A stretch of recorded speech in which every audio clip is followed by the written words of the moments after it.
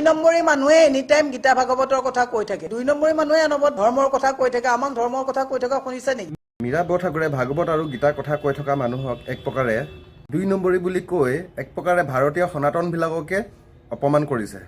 কাৰণ গীতা আৰু মহাভাৰত হৈছে ভাৰতৰ আত্মা।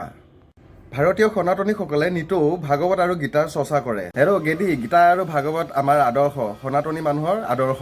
গীতা ভাগৱতৰ কথা কোৱা মানুহক দুই নম্বৰী বুলি ক'বলৈ গৈ এক প্ৰকাৰে আমাৰ জাতিটোক, আমাৰ সংস্কৃতি, আমাৰ সভ্যতা ভেমুচালি কৰিছে প্ৰতিজন সনাতনী হিন্দুৰ কাৰণে ইয়াত ঘোৰ অপমান। মীৰা বৰঠাকুৰে গীতা আৰু ভাগৱতৰ কথা নকয়, কাৰণ মীৰা বৰঠাকুৰে বাংলাদেশী মিয়াক বুকুত খাপতি ৰাখিছে। মীৰা বৰঠাকুৰে মিয়াৰ আদৰ্শৰ পৰিচালিত কৰে আৰু মীৰা বৰঠাকুৰে বাংলাদেশী মিয়াৰ তলত চলে, মিয়াৰ কথা মতে চলে। মীৰা বৰঠাকুৰে মিয়াৰ কাম কৰে। গতিকে মীৰা বৰঠাকুৰৰ কাৰণে ভাৰতীয় সভ্যতা, সংস্কৃতি, গীতা ভাগৱত কথা তেওঁৰ কাৰণে কোনো গুৰুত্বপূৰ্ণ নহয়। এইবিলাক মানুহক আমি চিনি ৰাখিব লাগিব।